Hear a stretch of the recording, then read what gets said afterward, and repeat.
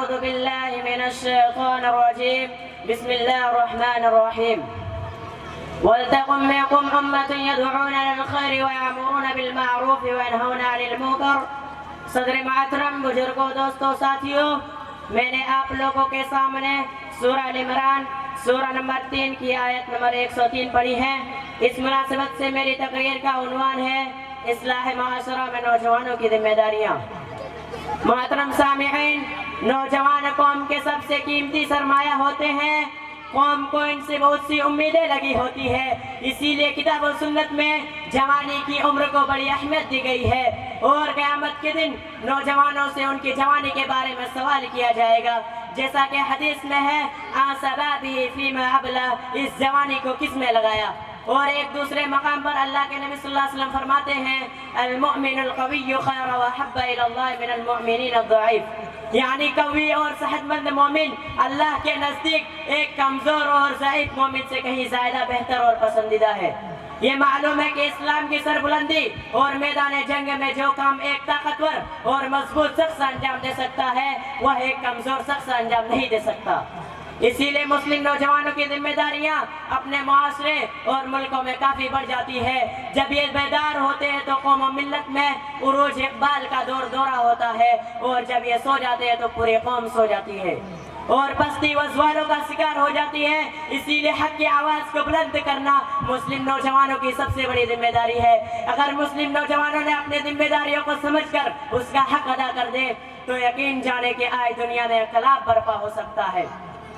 جوانوں، یہ صدائیں آ رہی ہے ابصاروں سے، چٹانیں چور ہو جائے جو ہو عزم سفر پیدا۔ معزز حضرات، آج دشمن طاقت اسلام اور مسلمانوں کو ختم کرنے کے در پہ ہیں۔ ایسے پرفتن دور میں پوری امت مسلمہ بالخصوص نوجوانوں پر کچھ ذمہ داری عائد ہوتی ہے، جن میں سے سب سے پہلا ذمہ داری امر بالمعروف والنہی عن المنکر کی ہے، جو بہت ہی اہم فریضہ ہے۔ اگر اس ذمہ داری کا احساس کسی قوم سے ختم ہو جائے تو جان لیجئے وہ قوم اللہ کی لعنت کی مستحق ہو جائے گی، اور تباہی و بربادی، دیس فتنہ و فساد کا مقدر بن جائے گا۔ قرآن و سنت میں اس کی بڑی تاکید کی گئی ہے، جیسا کہ اللہ رب العالمین کا فرمان ہے وَلْتَقُمْ مِنْكُمْ أُمَّةٌ يَدْعُونَ لِلْخَيْرِ وَيَأْمُرُونَ بِالْمَعْرُوفِ وَيَنْهَوْنَ عَنِ الْمُنكَرِ، کہ تم میں سے ایک ایسی جماعت ہونی چاہیے جو لوگوں کو بھلائی کا حکم دے اور برائی سے روکے۔ اور نبی صلی اللہ علیہ وسلم نے بھی اسی جانب توجہ دلائی اور ارشاد فرمایا من رعا منکم منکرا فلیغیر بیدہ فإن لم یستطع فبلسانہ فإن لم یستطع فبقلبہ وذلک اضعف الایمان، جو شخص تم میں سے کوئی برائی دیکھے تو اس کو اپنے ہاتھ سے روکے، اگر ہاتھ سے طاقت نہ رکھے تو اپنی زبان سے روکے، اور اگر زبان سے طاقت نہ رکھے تو اپنے دل میں برا جانے، اور یہ ایمان کا سب سے کمزور درجہ ہے۔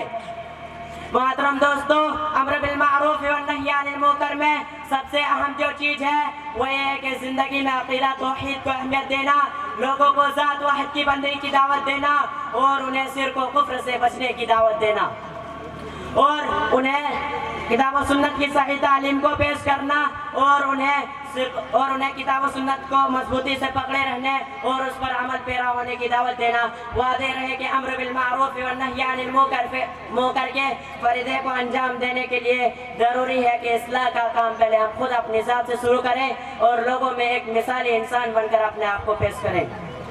دوسری ذمہ داری جو عائد ہوتی ہے وہ یہ ہے کہ آج پوری دنیا بالخصوص ہندوستان میں بہت سی اسلام دشمن تحریکیں نئے فتنے اٹھا رہے ہیں۔ ہم اسی تحریکوں کا سطحی اور جانبدارانہ نہیں بلکہ تحقیقی اور معیاری مطالعہ کریں، اور اسلام کے خلاف ان کے پروپیگنڈوں اور حملوں کا دفاع کتاب و سنت کی روشنی میں کریں، اور اپنے قول و عمل میں جامعیت پیدا کر کے پوری دنیا میں اسلام کی حقانیت اور سچائی کی جھنڈا لہرائیں۔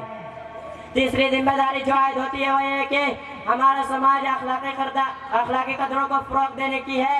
آج جب ہم اپنے معاشرے کا جائزہ لیتے ہیں تو ہمارے معاشرہ میں اخلاق و کردار، شرم و حیا اور پاک دامنی کا دور دور تک پتہ نہیں چلتا، اس کے برخلاف نافرمانی اور شرعی احکام کے خلاف ورزی کا عام چلن ہے، اور کھلے عام گناہ کے کام کیے جا رہے ہیں۔ نماز سے دوری، کتاب و سنت سے لاپرواہی، حق تلفی، آپسی اختلاف، بغض و حسد اور کینہ کپٹ ہمارا سیوا بن چکا ہے۔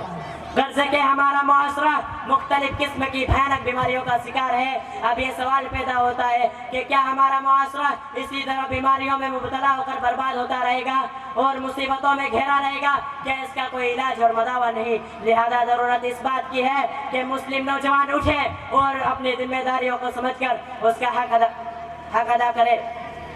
نوجوان ساتھیوں، چوتھی ذمہ داری جو عائد ہوتی ہے وہ یہ ہے کہ آج پوری دنیا بالخصوص ہندوستان میں ہماری نگاہیں زمانے کے بدلتے تیور پر ہوں اور ہم وقت کے تقاضوں کو سمجھیں. آج جبکہ مسلمانوں کو اسلام سے دور کرنے کی کوشش کی جا رہی ہے، کیا وقت کا تقاضا یہ ہے کہ ہم ایک دوسرے کے ٹوہ میں پڑے رہیں اور بغض و حسد، کینہ کپٹ اور تکبر و گھمنڈ اور تذلیل و تحقیر جیسے برے کاموں میں لت پت رہے؟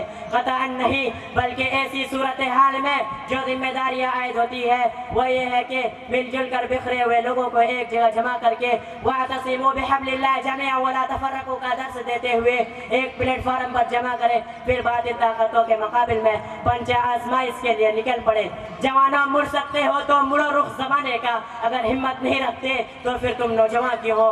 اللہ ہماری صفوں میں اتحاد پیدا کر نوجوانوں کو صالح اور مصلح، دین سچا دائی اور بے باک مجاہد بنائے. وآخر دعوانا الحمدللہ رب العالمین، والسلام علیکم ورحمۃ اللہ وبرکاتہ.